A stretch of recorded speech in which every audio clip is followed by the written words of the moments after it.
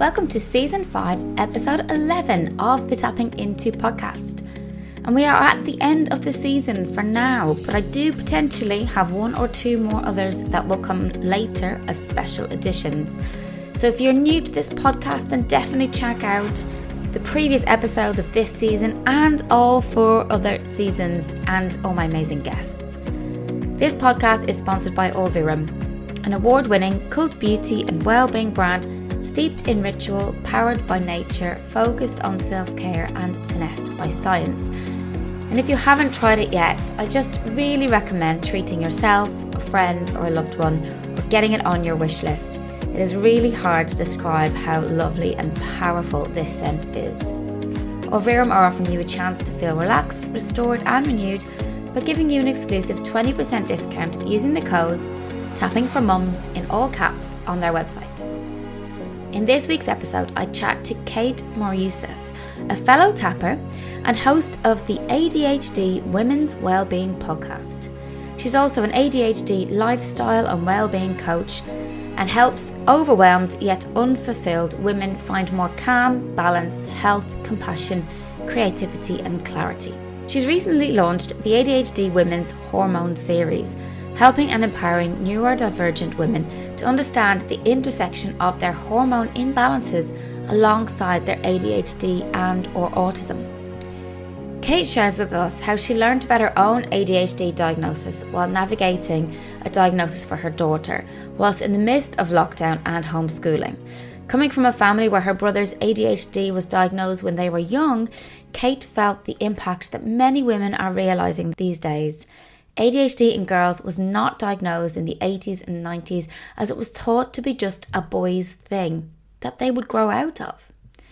We discuss how Kate supports other women newly diagnosed with ADHD using tapping and other tools to help bring calm and grounded energy into the body. Kate explains what ADHD actually is and how our wiring and emotional regulation is different.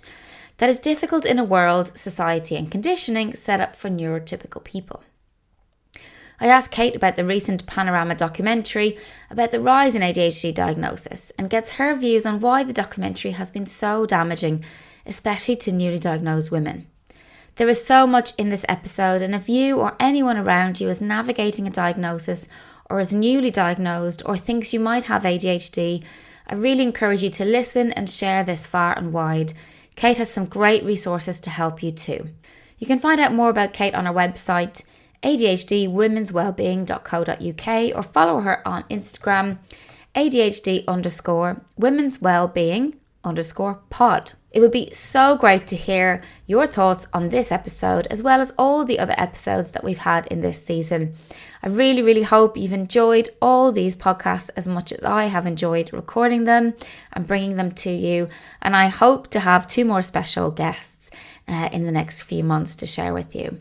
In the meantime, do rate, review, subscribe, share with everyone you know, and I'm so grateful for your support and have loved having you on this journey with me. Welcome to the Tapping Into podcast, Kate. Thank you so much for being here. Thank you for having me. I'm so excited to chat today because I know a lot of people in my community that are navigating sensory issues in terms of not maybe issues, but more understanding. So, the understanding of their own sensory needs, and then the sensory needs of their families, and how the family's needs are impacting their own realization of self. And I think coming to you today talking about that is just perfect because of your own experience, and you are a fellow tapper and you're using it in your community to support the women that you attract to you that have ADHD. And so I just think it's going to be a really useful conversation to have for people navigating this world, and we've got practical tools as well that can support them as well. So really big thank you for that. Yeah, I'm looking forward to this conversation.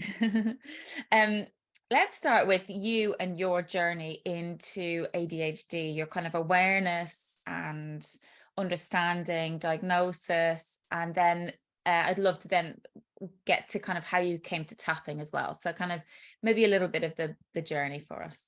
Yeah. Well, actually, the tapping came before the ADHD, but Oh. the reason why I started using EFT was because I had this awareness that there was something dysregulated in my nervous system. I had this awareness that I never felt very settled. There was always low level. Well, I would say not even low level, sometimes very high level anxiety, a lot of overthinking, worrying, catastrophizing, but also this sort of like flitting nature, lots of ideas and interests and creativity. And there was just, I felt like I needed something to ground me.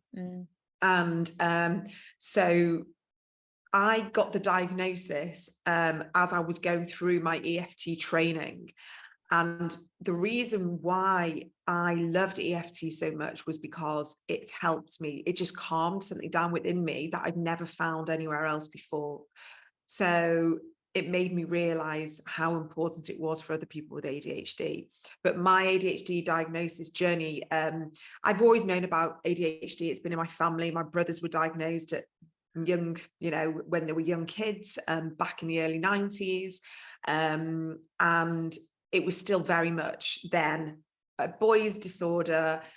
It was something that only young boys had, and they grew out of it. It was something they just had in school. That was that was what people knew and believed in the 90s. Wow. And then I was the little girl in between my two brothers who were very challenging in different ways for my parents and in schooling and academia.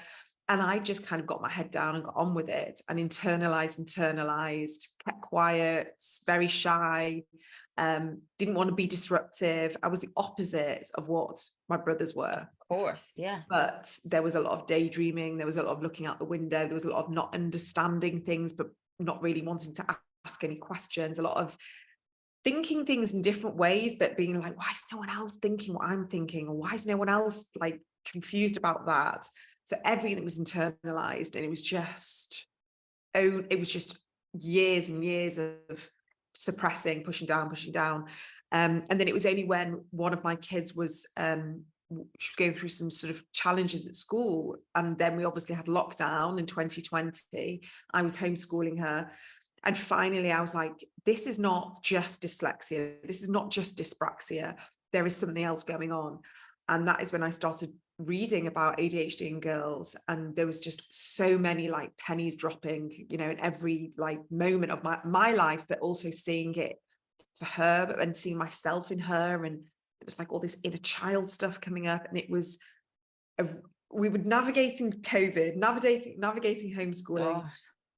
almost having some like grief process of myself and what I never knew about myself, and wanting to help my children, because I can see it in I've had 2 diagnosed and I've got 4 kids, and I'm almost convinced it shows up in all 4 of them, but in different ways, different types. So yeah, it's been a busy old few years. I can't even comprehend that, because personally I found, particularly the first lockdown, like absolutely horrendous. And I think I have PTSD when I think back about it. But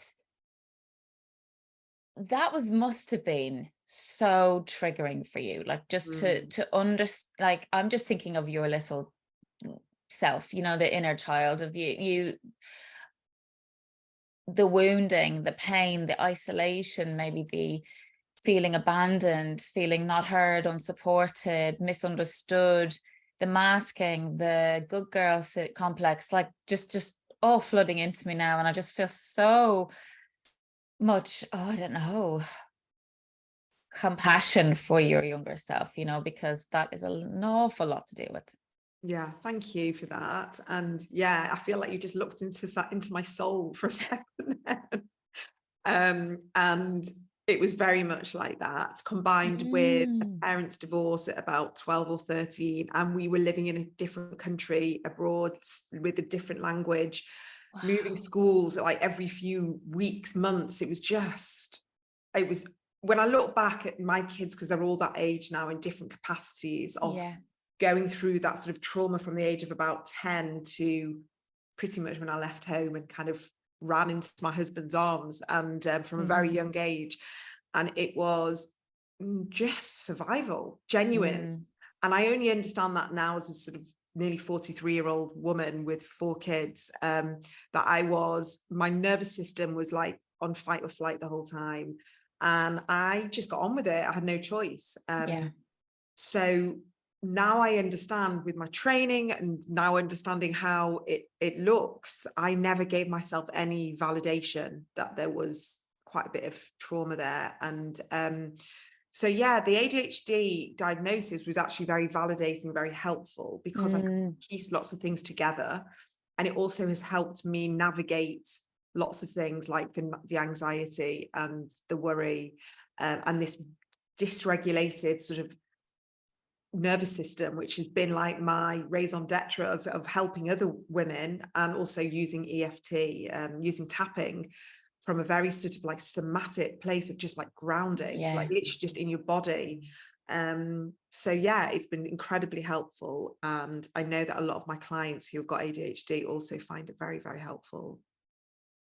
I imagine having the tapping tool in your armor while going through that would have been extremely supportive to you from a mindset perspective, not just the body energy that you're kind of holding, the high anxiety and high intensity energy, but because like we know that our traumas, and I think what you went through here was like a repetition of small traumas, which can be even more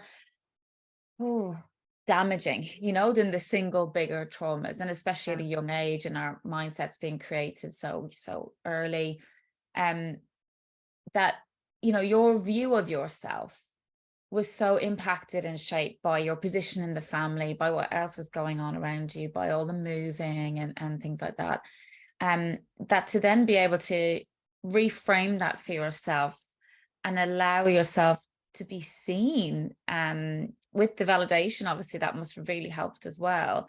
I can imagine that it was really useful. How did you use tapping, like in the trauma side of things for that?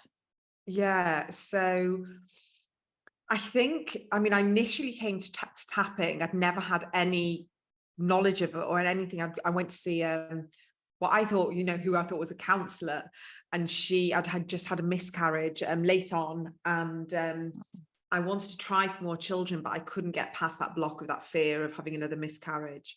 And so I went and I was like, I really want more kids. And she said, I'm going to do this tapping with you. And the floodgates just opened. This release, and I didn't know why. I knew what I was crying for, but there was this release of so many other things as well. It was kind of like I was holding everything, like if I can just stay in control, everything's going to be fine. And it was just like this, everything was just like heightened and tight, and I can even feel it now. And that first few rounds of tapping, it was just like, oh my God, it's okay. It's safe to sort of just let go. It's safe to release.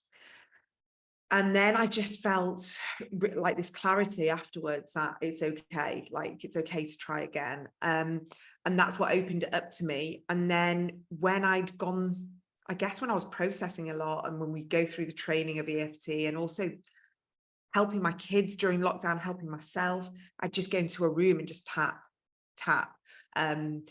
I was tapping with my kids, I was tapping in the shower, and it was kind of this tool that just kept coming out all the time, for even just if I needed to cry like that, remember that overwhelm of just like, we didn't know what to do, like we didn't know anything, and I just needed it to like release tears. So it was like, it's been so useful, so useful. And sometimes I forget that I have it, and I haven't used tapping for like a week or so. Yeah. I was like, what am I doing? Like I can just literally go into a room and tap and talk, and I know that I will get that help. But even I have to remind myself it's there. So yeah, it's a funny one, isn't it? When you forget. Yeah. I mean, sometimes I don't use it for myself as much as I use it for other people. And I'm also, every time I'm tapping with a client, I'm getting the benefits of what they're tapping on. On some level in my psyche, I am shifting and releasing as well. And a lot of my clients will know I'm burping and yawning wait for them. It's quite embarrassing sometimes.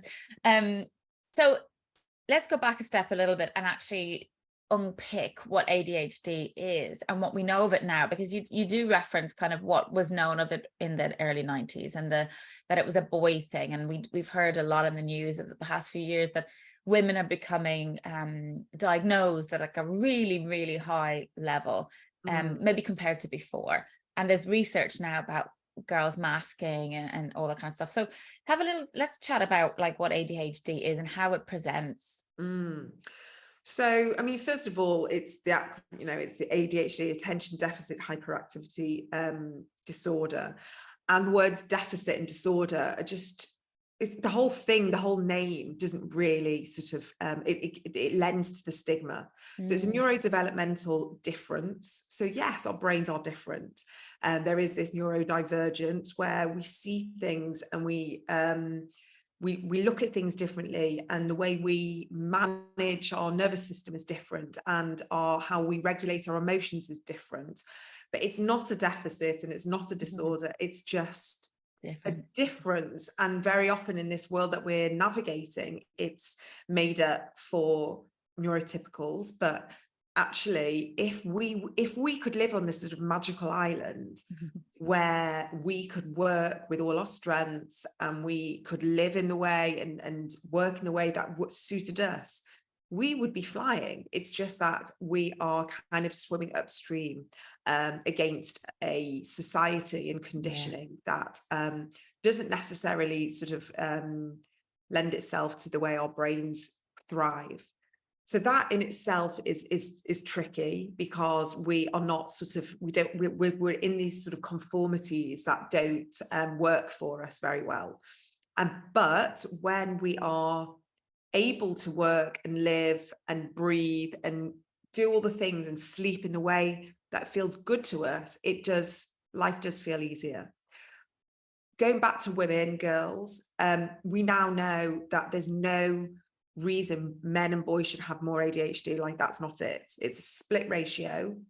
But we were just, I guess doctors were just, teachers, whatever, people were just educated to spot it in boys because it kind of came out in a much more physical, hyperactive, impulsive, naughty, however you want to describe that way, where sitting in class is difficult, fidgeting, wanting to shout out, wanting to talk, it came out in a very sort of physical way, so you could obvious. See.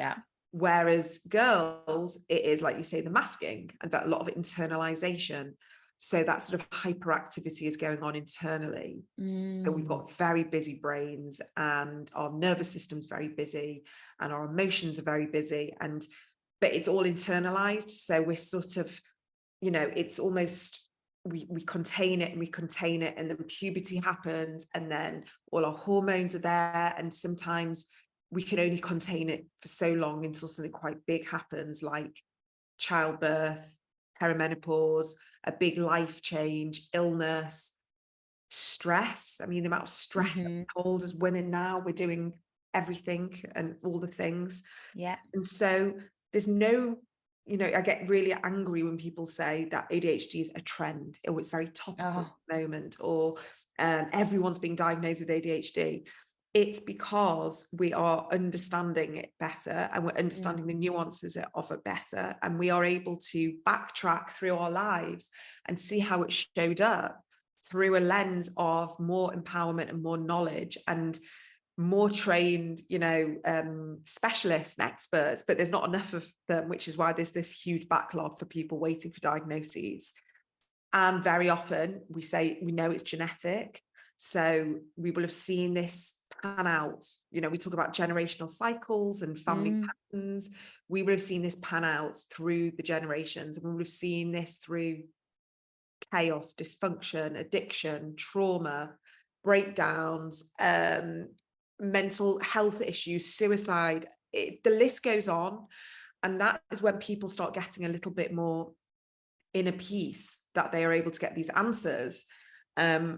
But there's a huge amount of gaslighting going on, and there's a huge amount of self-doubt, like, do I really have this? Is this really, a thing? But it's much more common than you think it is. Yeah. And if you think about all the people that we know that have had chaotic, dysfunctional lives, maybe there's been this common thread throughout the family, and ADHD is often that common thread. That's so interesting. So a couple of things I want to come back to. Let's go into the generational trauma piece, because I'm really interested in that anyway, from kind of my work, and I see that show up a lot, the ancestral trauma and the epigenetics. And then we'll come back to the panorama interviews in a minute, because I do want to cover that. The epigenetics piece. So the ancestral trauma, the theory is that previous generations to us, as they have experienced major trauma, I think, thinking of like the Holocaust research, for example, that because of the trauma that they go through, their gene expression changes, and that gene expression then gets passed down through the line, which predisposes people to maybe depression, PTSD, so that two people could experience the same experience, and one person would become much more depressed or internalized around that experience, and the other person might just let it wash over them. And that's down to kind of the genetic markers. So are we seeing that with ADHD? Is because for me, it's obviously nervous system roots back to lack of safety. And if there was a lack of safety in someone in the family line, then of course they're going to be predisposed to a gene that is switched on to search for safety and be more hypervigilant. Does that make sense? Yeah, it does. And listen, there's a lot of talk around, does trauma create ADHD? And, that's Gabor Mate's sort of school of thought. Yeah. I don't think it does.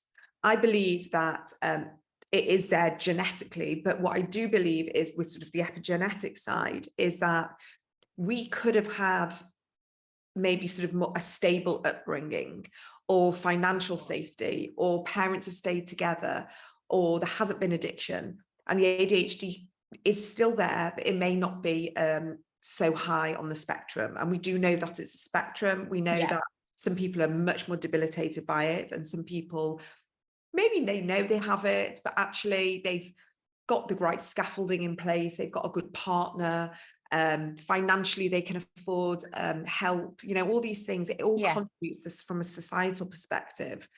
And then we know there's other people who trauma has been, so intrinsic in their life and their family's life that the ADHD is just off the scale. So they kind of feed into each other. But I don't believe trauma creates ADHD. I believe that trauma is a byproduct of ADHD.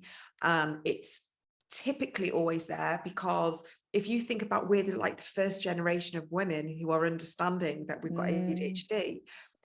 Think of all the women before us who will have been on some form of spectrum and not known it, and would have been masking and using, self-medicating, and choosing the wrong partners and putting themselves in risky situations and not fulfilling themselves from like a purpose perspective. This is a huge story I hear from so many women, is that they feel like they've had so much more, they want to give more, but maybe they've been stunted from an academic perspective. They've not been able to do certain work because certain things have been much more difficult for them.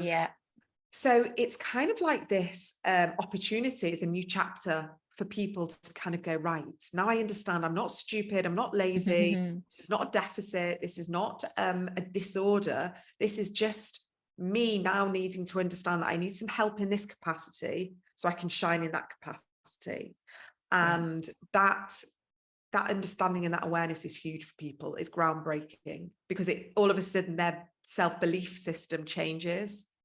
Well, they stop blaming themselves. Yes. Because they're understanding, oh, this is who I am, this is how I am. I mean, have you looked into your human design?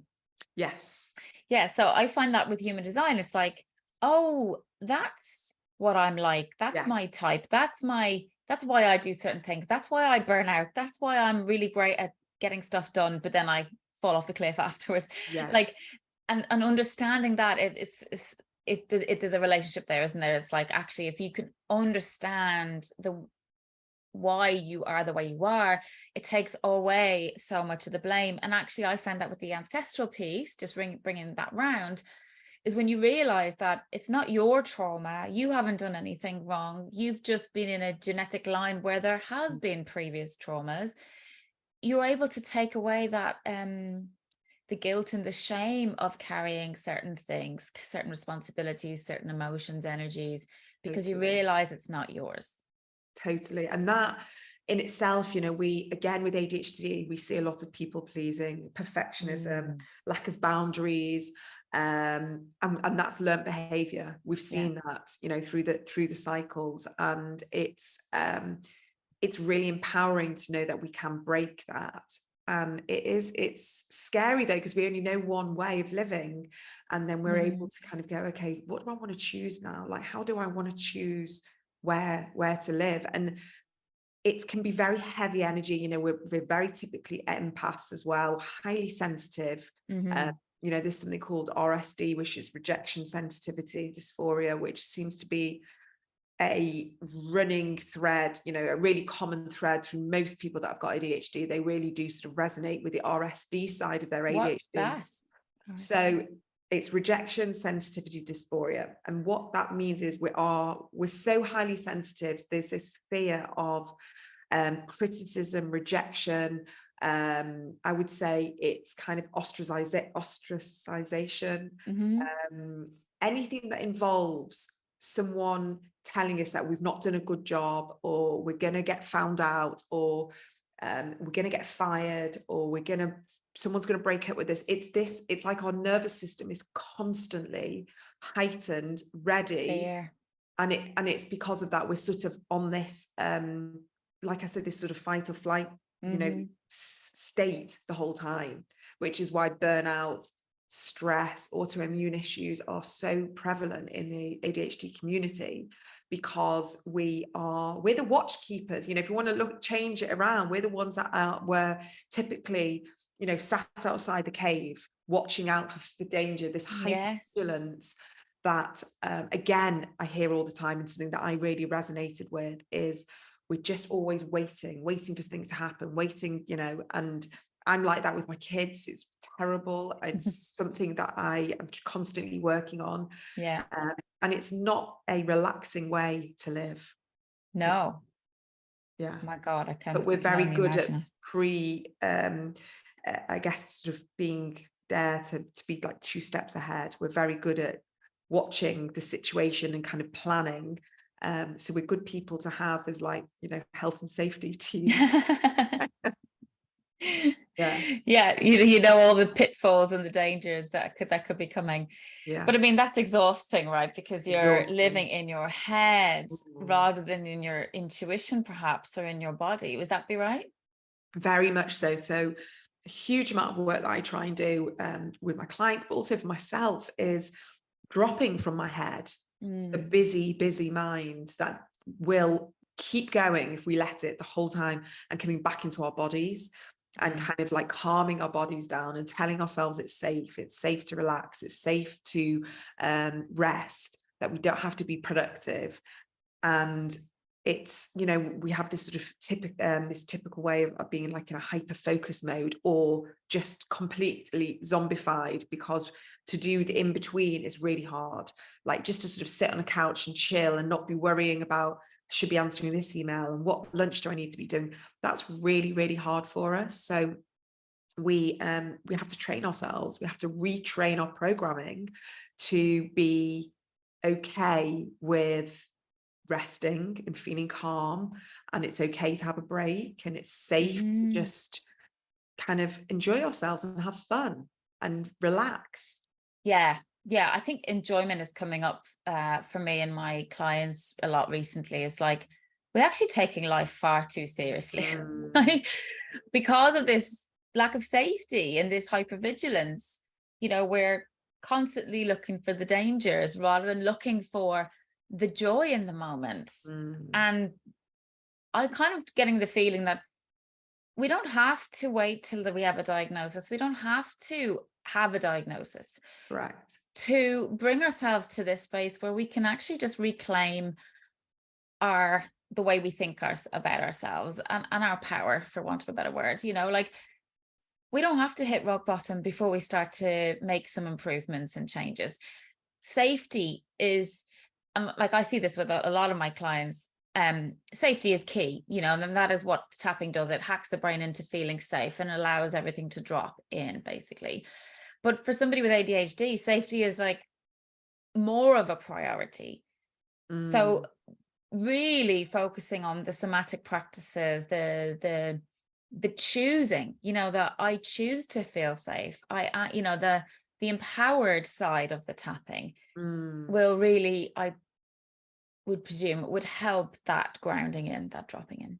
Yeah. I mean, listen, our brain is wired for anxiety. It's wired for this hypervigilance and seeking, you know, looking for danger.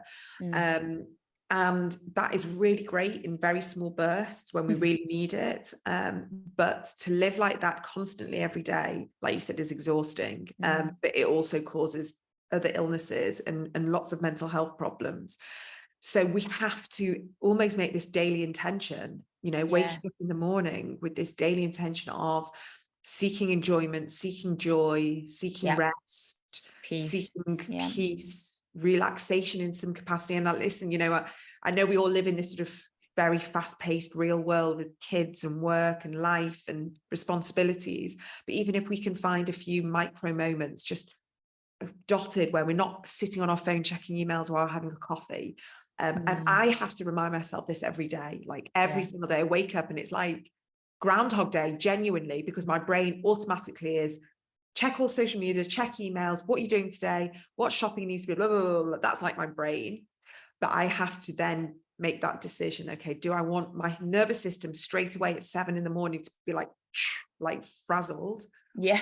Or can I start slow? It's okay that I'm not answering emails until 9 o'clock. I don't have to respond to every Instagram message. And I'm learning that slowly, that nothing bad will happen if I take my finger off the pulse a little bit. Is that the right word? Yeah. Foot off the gas. Yeah, off the gas, foot off the gas, finger on the pulse, whatever. That's another ADHD thing. We always get all our sayings all mixed up. I love it. But yeah, it's daily reminders. And with our neuro programming, eventually it works, it rewires, but it does take like everyday intention. Yeah. And because we've, you know, the brain has got that plasticity, we can rewire and reframe. So something coming to me there is around the conditioning that we go through as women, and the masculine feminine balancing. And I'm like, because we are conditioned as children to operate in the masculine world, aren't we? To push, to strive, to achieve, to do, to output. There is no value given to just being, to creating. So we learn very young that, and perhaps that plays into the masking piece. It's like, in order to fit in order to sail through or not cause a fuss, etc., I must head down, worry, graft, achieve, etc. Would you agree with that? Yeah, listen, you know, we most of us find our worth in our productivity and our results on external validation. And especially if you're a people pleaser, especially if you are ambitious, you're a perfectionist. And it does, you know, and we have been brought up by a generation of parents, you know, if we're talking, you know, if we're in our 40s and 50s, who are post-war, safety for them was everything. They didn't have the same financial opportunities that we have. So it was this lack mentality, was fear-based thinking. And we're now in this place, this sort of generation where we think this is not working for us. Look, mental health we're at a crisis. Our kids are going through, you know, awful situations. Maybe this mindset, this mentality is not working anymore. And we need to flip the script. And the people who are getting it, who are kind of going, oh, okay, like something's just, you know, something's clicked for them. And they're recognizing that being and relaxing and working with their energy and recognizing the ebb and flow, but also kind of leaning into what lights them up more. and not having to conform to what we have been told is the right way of living. And then we're starting to see these little shifts. I believe that we're still another generation unfortunately, from this. I really hope that our kids' generation are going to be like, it's okay to have fun. Like, we don't have to be working the whole time. Like, we can relax, we can enjoy life, we can go away and travel. And, you know, it's the be all and end all isn't like having a mortgage. 9 to 5. Exactly. Yeah. Who knows? But I think it works really well with our brains and our nervous system to make everyday choices to lean into joy, movement, calm, inner peace, checking back in and moving away from the external validation and the do productivity worth mantra that we've been sold, which doesn't work. 100%. There is a shift. It has to shift. And look at like the health crises around the world are telling us that, aren't they? And then, I think that we would, you know, us as parents now, we're teaching our kids to value enjoyment and pleasure and love over, you know, a linear path or the path that we were conditioned to follow. So I think that's definitely changing. Hope for the future. Yes. No, really, yeah. And that is something, you know, and I think just going back to the ancestral stuff, again, many of us have been brought up by parents who have had undiagnosed mental health, neurodivergent, diversities, and all these things that have come up that I speak to clients who are sort of getting diagnoses in their 40s and 50s, and their parents who are sort of like in their 80s, 70s and 80s. They are spotting, you know, they go, well, my dad's definitely autistic. My mum may have ADHD and autism. They can understand it now through a new lens, and that compassion for maybe a parent that couldn't really parent in the way that was needed is growing. And the compassion for their younger self, for the choices that they deem wrong, is now changing. So we're actually sort of we're maybe rewiring ourselves a little bit of, okay, love, compassion, and forgiveness for all that we didn't know and all the resources that we didn't have. And I hope we can offer this then now, you know, back to ourselves, so we can give that to our children. Because I'm very much trying to work on that for myself a little bit. Yeah, that's such a beautiful point. Thank you for raising that, because it's so important that we don't blame, because they didn't have the information, they didn't have the resources, they didn't have the support, they didn't know any other way, they didn't, the awareness just isn't there. I subsequently, after my granddad dying, I realized that I think he was highly Asperger's, and just looking at him from that lens makes me see him in such a different way. And I think, oh my God, had he been nurtured and supported in a certain way, could he have had a completely different life? And I think that absolutely he would have.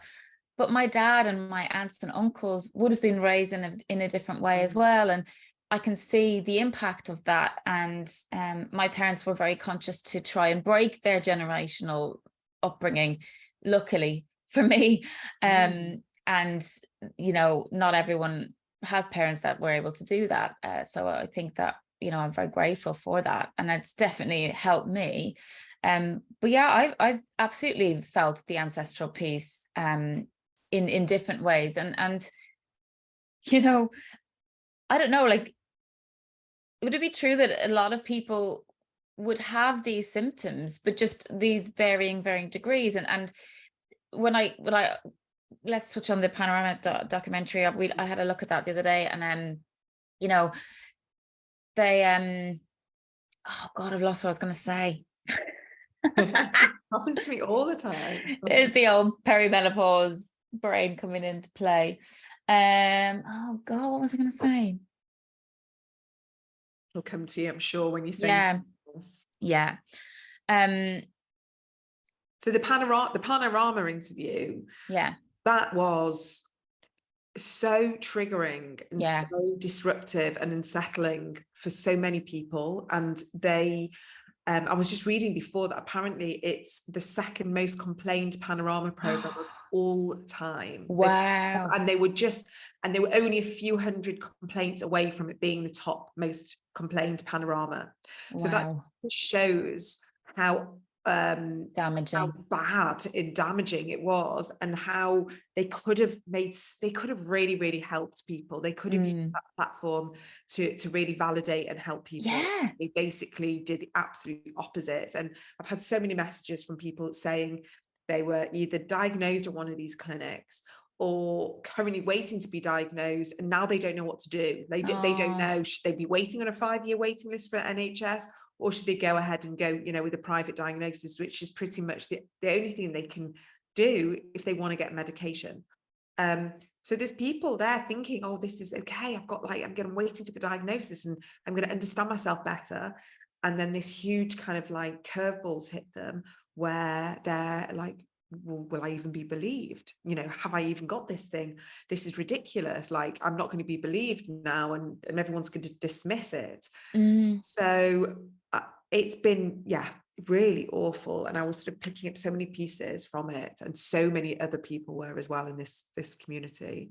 Yeah, I suppose that links to the gaslighting you were referring to earlier. It's the idea that the people who are paying for these private assessments have been waiting for so long, or are so desperate for the diagnosis and the support that comes afterwards, that maybe that's why the rate of diagnosis is higher. And I do agree with, I can see the perspective of Panorama in terms of the time it takes to do the diagnosis versus the NHS diagnosis. I have to say that most private diagnoses I know about and I went through was a 3-hour process. Oh, okay, right. So they were again very narrow in their story. Pretty much every single person I know that's had a private diagnosis, which is more people than the NHS, have gone through a rigorous process. They're exhausted. You literally gonna have to lie down afterwards. Wow. I had to provide school reports. I had to provide a written statement from 2 family members, which again can be quite triggering for people, because many times we've been masking and the family members have no idea about it. So the whole process is flawed, and they're just they're just working with what they've got right now, because the trained experts aren't there, the resources aren't there, the clinics aren't there, and the demand is 400% more inquiries about ADHD diagnoses over the past 2 years. So that's a 400% increase. There's no other condition right now that has had this huge jump. Awareness, topicality, because basically doctors have only recognized in the past 10 years that women can have ADHD. They've really, in the DSM, that is, they now go, women and girls can have ADHD, where before it was only a very few amount of clinicians, mostly in America, who diagnosed girls with ADHD. It was very few and far between. So we are working on the back foot here. It's like clearing debris. And yes, there's going to be rogue clinics, and there's going to be clinicians who aren't quite up to scratch, like in every area. But because ADHD has always had a bit of a stigma and a taboo because of the medication, the type of medication it is, but also because people have deemed it bad parenting, naughty child, spoiled kids, sugar, all of that disruptive. They need to keep a control on that child. The language and the narrative has always been very negative. And now we're only just understanding, okay, if someone is in prison and they've gone through the prison system many, many times, they keep reoffending. Why? Is it because they're just a bad person or a naughty child? No, now we're understanding that something like 60%, that's what they're estimating, of people who are either have been in prison or are in prison right now have probably got undiagnosed neurodivergent, probably ADHD. Wow. And so now there's a pilot scheme happening in London where anyone that is arrested that is sort of showing or displaying behavior that could be ADHD, they're going fast tracking them through an assessment. Wow. Because we're now understanding that if the kids are supported, helped, maybe often medication. They're not going to go back to drugs. They're not going to reoffend. They're not going to be disruptive. Yeah. And this is a massive shift now. So we're now understanding Wow. that this is a societal situation. We now know addiction and disordered eating is highly connected to undiagnosed ADHD. So Wow. we see a lot of girls not being fixed. I'm doing an inverted commas here.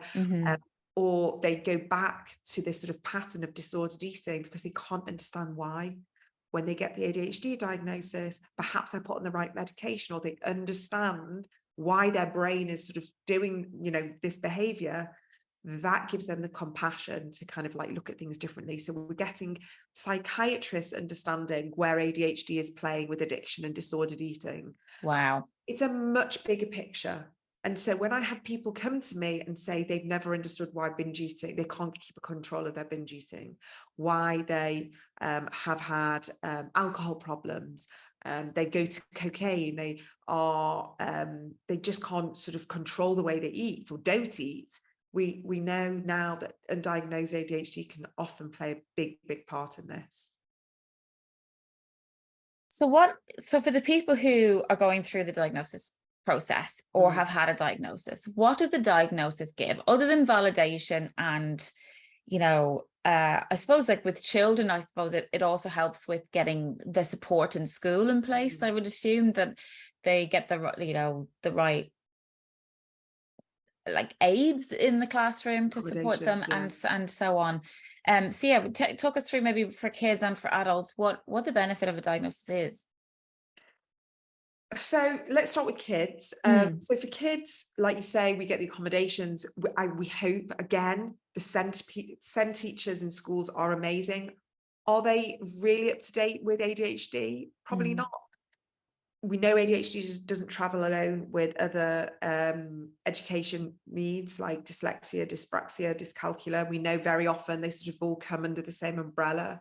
So if a kid is being treated or helped with dyslexia, we need to keep an eye open for ADHD as well. So that's memory retention. That is the way we are processing. We're hearing things, sensory things, noises, smells, lights. This is a much bigger picture.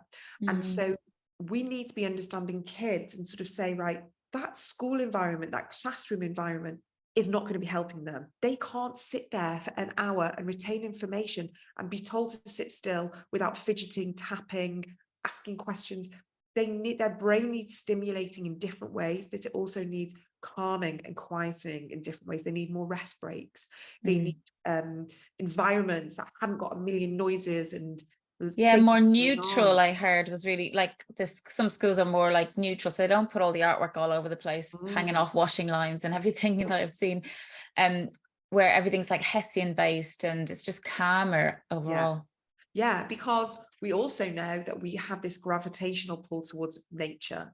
So, which is why we tend, when we've had a diagnosis, or we have the opportunity to kind of look back and go, now I understand why I pull towards water, being in the countryside, why I love working with my hands, being outside, because nature calms our nervous system. Grounding, Which is why forest schools are amazing for ADHD kids. It's why when your kids have been playing on the Xbox, then they're totally wired and they're jumping and bouncing around.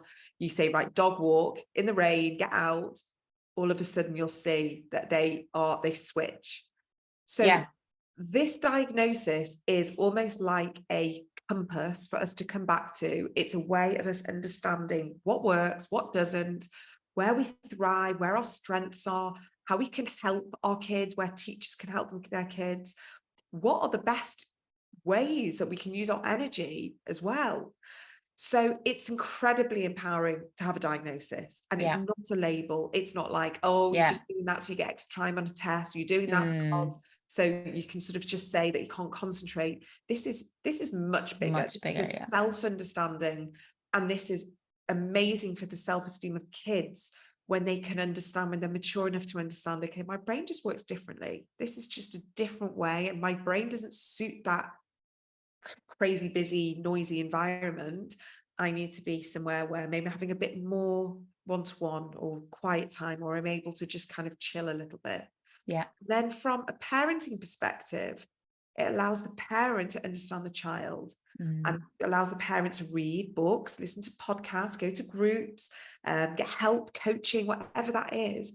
And they can look at it and go, that child's not behaving that way to despite me. To annoy me. Yeah. Yeah, this child is asking me as the adult, the resourced adult, to help them in a way they Regulate. aren't able to help themselves, instead of just sort of batting them away or telling them to sit still, or why can't you sit at the table like a normal child? Why couldn't you do this? Like, these are all the things that I've heard, probably said, and I know that lots of other people do when they don't have the understanding of ADHD. They just think they've got an irritating, annoying, naughty child, which is there to test them. And then from an adult perspective, when we get that diagnosis, we can understand our child better. We can understand our inner child's needs better. What are we still as adults crying out for that we didn't get as kids? What can we ask other people around us for? How can we ask for more help? Where do we need more support? Again, we won't have probably been very good at asking for help. We will have internalized and masked and told ourselves we should be coping better. We should be, we should be just getting on with things. Why am I finding this more difficult than other people? And then it gives us that allowance that it's okay to not know everything and be good at everything, and that we are allowed to ask for help. Hopefully we'll have a partner that is understanding, that they'll want to do some research, and hopefully we'll have friends. Very often I hear that we often attract like-minded people. So when one of us gets diagnosed, or kind of opens a bit of a can of worms, the floodgates, I've seen it, where a lot of friends go, you know what, I really relate. And we always hang out in packs and tribes. There's no coincidence that you will be surrounded by other neurodivergent people, and potentially a partner as well. You may have probably attracted a neurodivergent partner in a different way.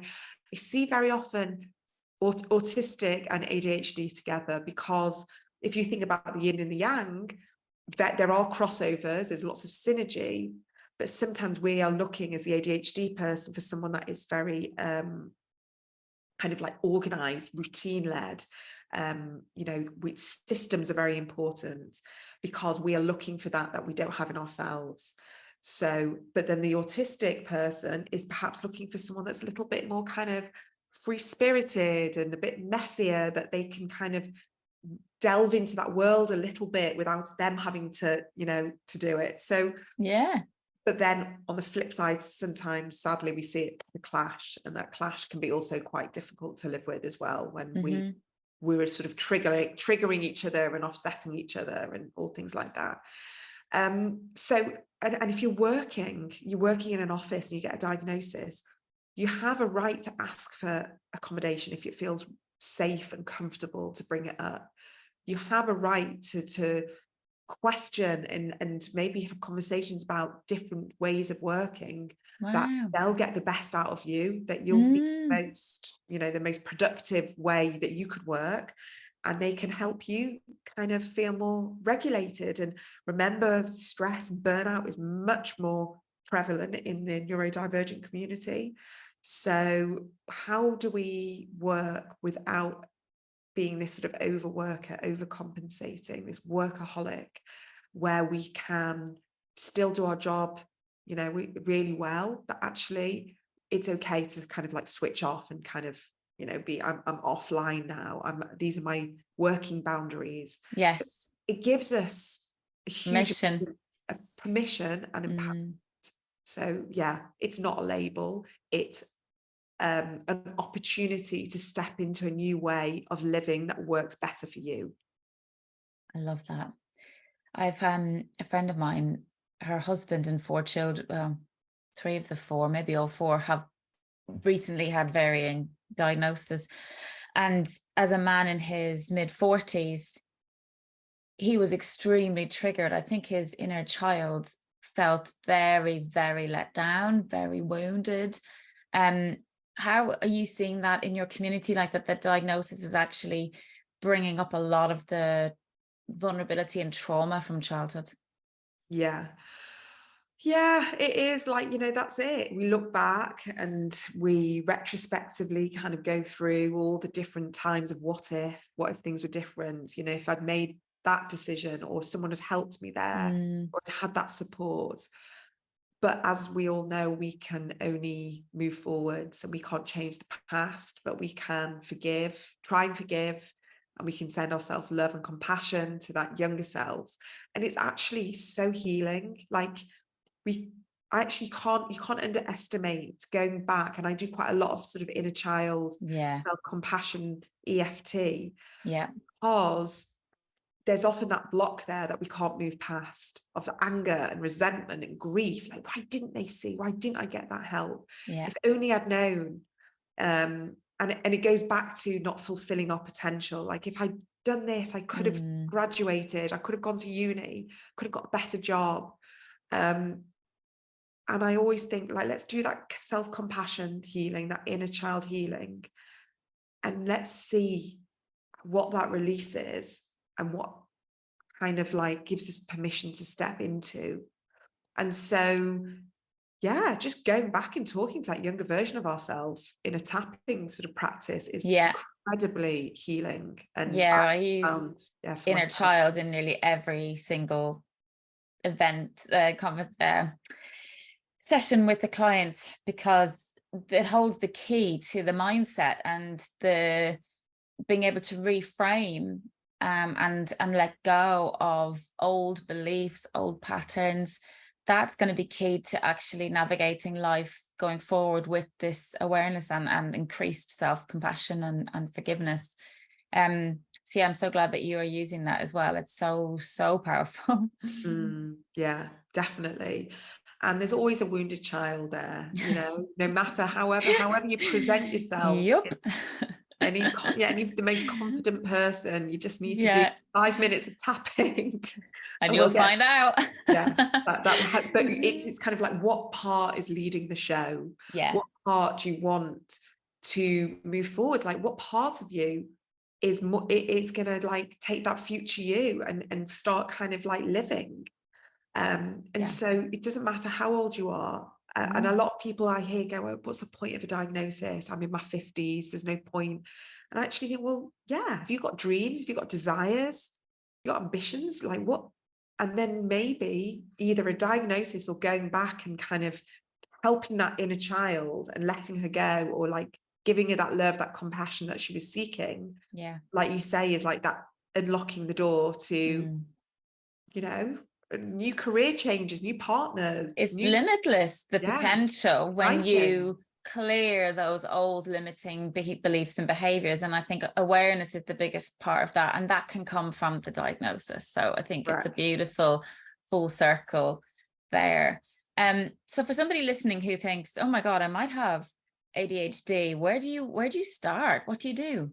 Yeah. So, you know, 2 years ago, I would have said, good luck with your GP. But now I do believe that the GPs are getting this all the time now. So I think they are, I hope, getting training. There's more awareness, they're understanding. And the younger the GP is, I think the more chance you've got that they will have more awareness. The amount of clients I've had, you know, so it doesn't matter what profession you work in, you can't be too clever to have ADHD. I have had people with doctorates, masters, they are like off the scale, like intellectual. Wow. And they have realized actually they've also got ADHD. So I don't want anyone to think, well, I'm so successful, I've had a really good career, I'm well educated, and my house is tidy, there's no way I can have ADHD. So yeah, I would kind of want to like break down that taboo as well. But some people, it presents in a very sort of classic way of total disorganization and chaos, and they are a sort of walking physical embodiment of what we believe ADHD is, but sometimes it's not. It's very well hidden and controlled and masked.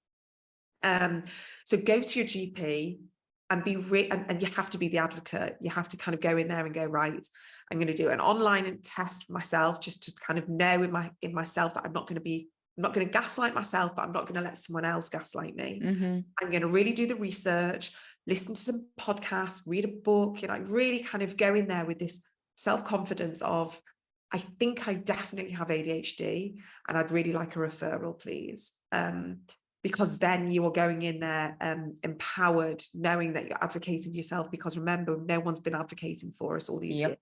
And I hope the GP will be able to signpost you towards a private diagnosis or through the NHS. Some people miraculously are getting diagnoses on the NHS within a year, and some places it is a